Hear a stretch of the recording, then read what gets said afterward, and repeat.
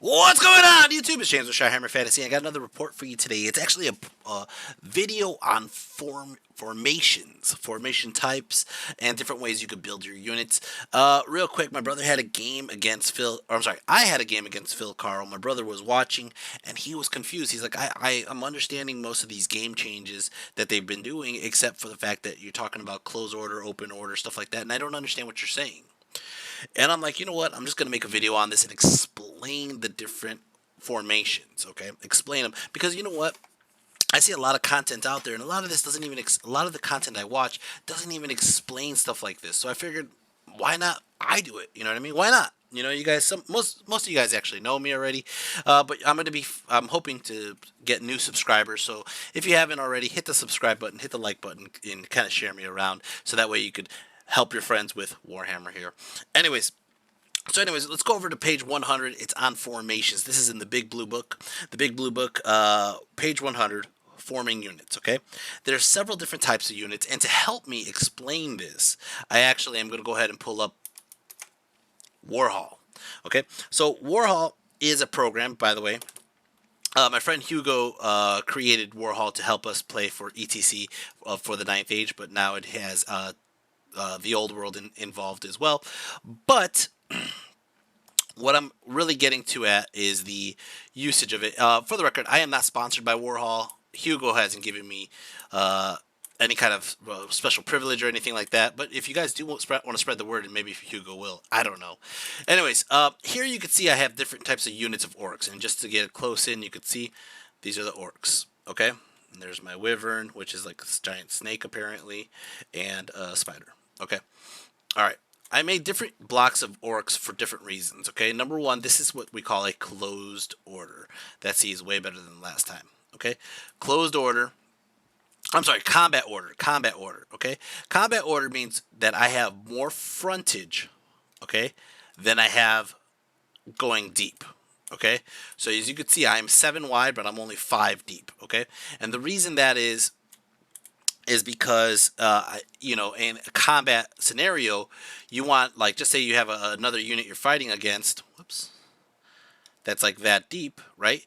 You want to have these guys out here attacking as well. You want more guys attacking, okay? Combat order is one of the most important orders, because obviously you're getting more attacks, but you're also getting what's considered rank bonuses, okay? Rank bonuses is you start counting the ranks of extra bodies or extra ranks in the back, okay? You don't count the first rank, though, unfortunately. You only count the ranks afterwards, okay? And in normal circumstances, you get 2 rank bonuses maximum, okay? So the interesting thing here is in a combat order, okay, you have to be in closed order. First of all, closed order. All these orc models are closed order due to the fact, maybe not the skirmisher, but due to the fact that's what it says on the unit entry. Okay, so there's other things called open order, and we'll get there in a minute. But a closed order unit consists of at least 2 models that are in the same unit. The wyvern counts as closed order, and so does the spider. Now, what I'm going to get to here is the combat order. You got the rank bonuses for 2 ranks. You get what's considered a combat order, or sorry, closed order bonus on combat resolution. Okay, that's again right there on page 101. Combat result bonus. While in combat order, a closed order formation may claim 1 for combat result point. Okay, all you need for that to count is be wider than you are deep. It doesn't say anything about having a rank. So that being said, this unit, this many guys dies, it still counts. This many guys die, it still counts. You still get 1 combat bonus for being combat order. Combat formation. Now, while you're in combat formation, you do get to charge, you get to do stuff like that. While you're also in combat formation, though, you have the negative of if you're at least 25% in a difficult terrain, you count as disrupted. If you're disrupted, you get no bonuses for any of the ranks.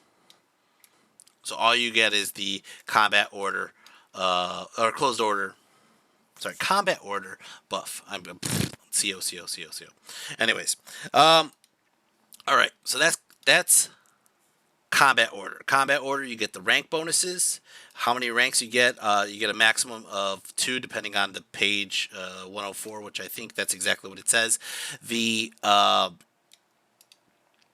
and then also you see right here the special rules may increase the unit how many ranks a unit can claim.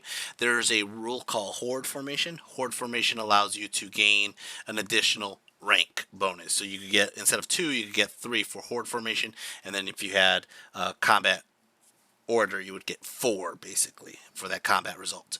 Disrupted, what I explained earlier, you can get flanked by an enemy of a unit strength of 5 or more. I'll go over unit strength at the end, but you can get flanked by a unit of 5 or more. It'll count as disrupted, as well as the terrain. And if you get disrupted, you don't get any rank bonuses, including special abilities like Warband. Warband is basically just giving you a rank bonus for how many extra, leadership bonus for all your ranks. So if you're ever disrupted, it could mess up your day more or less. All right, marching column. All right, very simple. Let's go back to the war hall.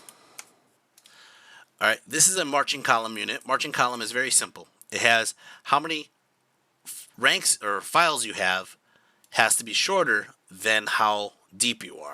So you can see right here I have 5 in the front, but I have 6 in the rear.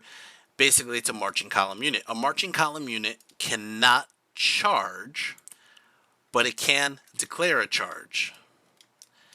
I know that doesn't make any sense, but when you declare a charge, it could cause a unit to flee, or it could cause a ready fleeing unit to push further, stuff like that.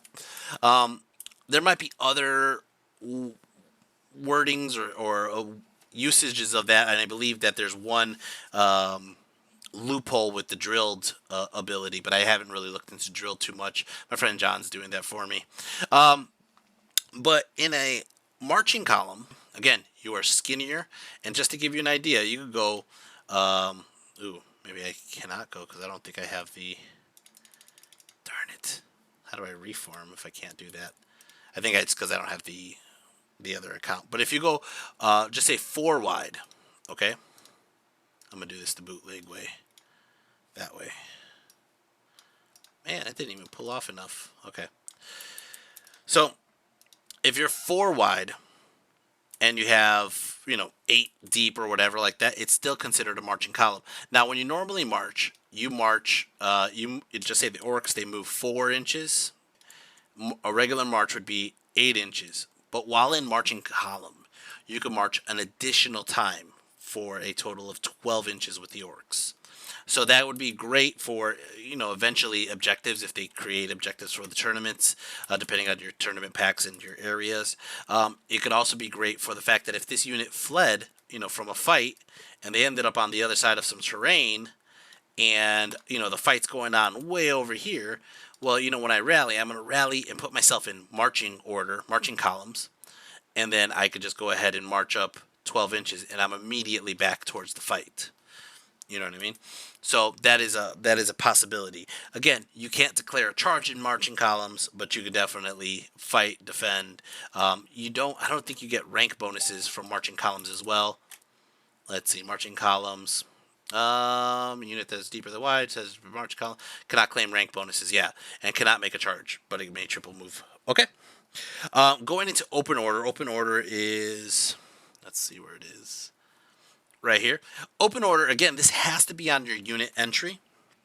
Okay, but if you could check it out, what it does is it's more mobile, and that's what they're explaining right here. A more mobile unit has a quick turn.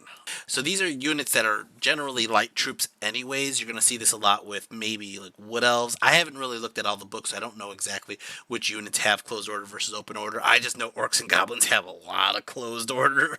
So, but to explain what a quick turn is, and I'll show you right here. So basically, just say this unit of orcs here, this 4x4 unit, is going to go ahead and move, their full 8 inches without a wheel. I get to pivot 90 degrees and look this way at the end of the turn. You have to do it after movement, and it says very specifically if they haven't charged, march, or fled, they may be able to do that up to 90 degrees. So it doesn't have to be 90 degrees. It could be like that, looking at an angle, anything of the sort. But that's what an open order unit can do. The other thing is open order unit in a situation like this, they don't care that they're in the trees. They will actually still get their rank bonuses. Okay, so that is a thing. It says very specifically, though, on an open order that it ignores difficult and dangerous. I'm sorry, they don't be it's both difficult and dangerous. There's one that was just difficult. I'm trying to remember what it was. It might be skirmisher. With the unit shapes of the open order, you can see they still take the combat order just the same. Everything's the same on the combat order as explained before. I believe everything's the same. It might be you don't get the combat order buff, the +1 from the combat order, because you're open order. You only get that from closed order, combat order. All right. And then the marching column, again, you could do it the same exact way as explained before. All right. Let's go over skirmishers really quick. And I don't think Warhaw is very friendly, maybe, for moving skirmishers. But skirmishers work in a way, if you don't have a movement tray to move them, they're very free-flowing, as you can see. So, first of all, a unit can join a skirmishing unit. Okay, a character may be able to join a skirmishing unit. The skirmishers have one specific rule, which is nobody can be further than 1 inch away from each other. So you could see they're not like further than 1 inch. If one guy's like way out here, that guy is in an illegal spot that he cannot move. But you can move in any direction. They have freedom of movement and a skirmisher. So they could go, like you can see this guy's going to move 4 inches this way. And if I wanted to march, I could go another 4 inches and I'm way out here. What that allows me to do is it allows me to create weird, it gives me a freedom of, how do I put this? Kind of like a linebacker in football where the guy could stay in the back lines, move around, and go where needed, right? If I gave these orcs, just say bows, their threat range is pretty huge. They could kind of move around and shoot whatever they need. If you have a wizard in the unit, right? Just say this guy right here is a wizard. Actually, I could create a unit, character. These are for the 9th age. But you can see there's a character shaman right there. What the main ability from this skirmishing unit gets is a 360 line of sight. So they can see everything in a line of sight around them. That being said, giving that to the wizard has an ability to move, a march distance of 8 inches, right, in any direction needed, and cast a spell in any direction needed. So if I needed to cast a spell over there to buff my spider, I can. Or if I needed to, shoot a magic missile this way, I can. Now, there's one thing that's a very interesting portion of the skirmishing units. It's line of sight. You can, for the record, block your own line of sight. So if I have my skirmishers like this, in like a straight line, and there's a model that I'm trying to shoot over here, like a single model, right?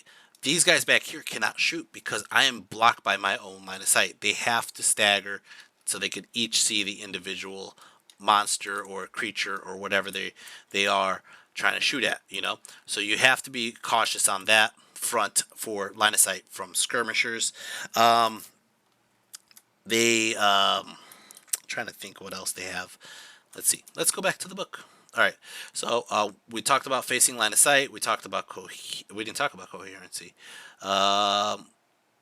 Charged. That's what it was. Skirmishers in combat, skirmishers rank bonuses. They don't get any rank bonuses because they technically don't have ranks. They could be in any formation. They're very fluid formation. Okay. Enemy units do not become disrupted when they're engaged. That is so basically they don't have enough unit strength no matter what to break or disrupt an enemy in the flank. All right. Let's see. Skirmishers shooting, enemy fire, enemies panic. All right, charging right here. So basically, just say this unit right here is charging our 4x4. Let me do it from a top-down view. I declare a charge. My impetuous roll fails. I have to go forward. What ends up happening is, since you can see they're only 4 wide, the maximum amount of models I could get in contact would be those 4 and 2 to the side. Okay, and vice versa. If they charged me, that's the same thing that would happen. So basically, you maximize how much frontage you have. You cannot go super wide on a unit of skirmishers. You're only going to get the front rank to fight that's touching. And then basically you do the combat from there and remove casualties as normal, stuff like that. So that kind of leaves you in a spot where if this guy could charge, you don't want one guy who is just in range enough where if he touches that guy, everybody else has to move forward. You know? So you have to be cautious on that. Let's see. Skirmishing charging, same thing. Let's see. All right. Moving on to monsters. So you have cavalry, chariots, heavy cavalry, and then monsters, cavalry, and monsters. Okay. So chariots have this thing called the firing platform. The firing platform is you're able to see in 360 on the chariot, on the back of the chariot, while your animals are running forward. So very simple. Let's just use our wyvern as an example. My wyvern is facing this line of sight here. But if my guy on top had a bow on a chariot, he could shoot backwards, sideways. It doesn't matter. He basically is using his platform that he's riding around on and shooting in any direction he wants. Same thing for a wizard. A wizard on a chariot has 360 line of sight, can shoot in any direction, use magic missiles in any direction, and such. The other thing is on a gargantuan model, on a behemoth they call it. On a behemoth, they have the lumbering rule. They have ridden monsters, and ridden monsters is the rule that gives them the 360 line of sight, by the way. Lumbering gives them a rule on page 195, which allows them to, they are huge. Let's use a giant, for example. Create a unit. Let's see, characters, special, giant. Perfect. Okay, move over giant. So, using a giant, you got 12 inches on the march for the giant, okay? The giant doesn't technically, even though he's shorter in the front than he is in the rear, it doesn't give him a marching order, okay? But since he's a single model, what he's going to do is basically he's going to move forward, all right? Let's just say 9 inches. Now, you might be used to immediately turning the model in any direction you want because it's a single model. That's not how it works in the old world. The old world has it where you would actually measure, let's keep him up there behind that hill. You would have to measure the wheels. So basically from 7 inches here, I could start turning, and you could see that turn cost me another 2 inches. Now, lumbering allows you to get away with that if you needed to get further movement. So basically, what you could do is you can move the full 12 inches with lumbering, and then at the end of the turn, you may turn up to 90 degrees, similar to that we did earlier with that other unit. So it's just a lumbering rule allows you to move just a little bit further and turn up to the 90 degrees. So I think, let's see, Thunderstomp. Thunderstomp only works on monstrous creatures or behemoths. That's in the rule set. So basically you can Thunderstomp with a behemoth, a chariot, cavalry, units, infantry, war machines, anything else, more or less. Also, stomps doesn't limit you on who you can stomp, okay? So just say, let's move this out of the way, the giant comes into contact over here, and I roll the headbutt, and I kill one guy with the headbutt. But that was my attack. Now, my Thunderstomp goes, and I get 5 Thunderstomps. Now, I could just distribute those as shooting and kill 5 guys, or I could put them all into this wizard that I'm touching and do all 5 wounds on the wizard. So that is something that is very possible with Thunderstomps currently in this edition. Let's see. I think that's about it. Like I said, we went over open order, closed order, combat orders, skirmishers. I think closed order. Let's go back up real quick. I got to go over unit strength. That's right. Let's do closed order real quick. Closed order. It's just close order. I keep on adding a D in there. Okay. Boom, boom, boom, boom.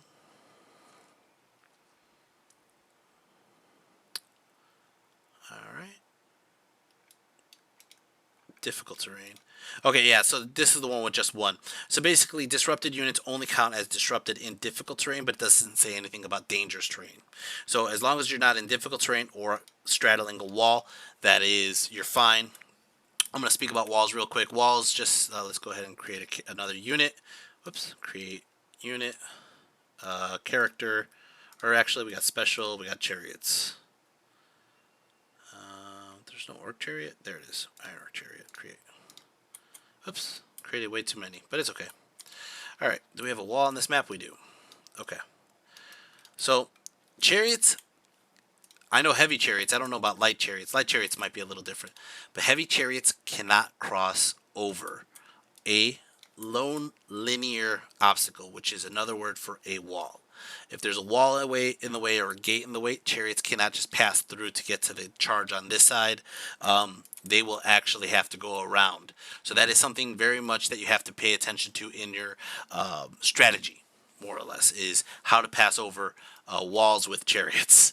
You cannot even go, like, even if I was to go at it this way, and my unit would be slightly going over the wall, just ever so slightly, that is still an impossible charge because that wall is in the way.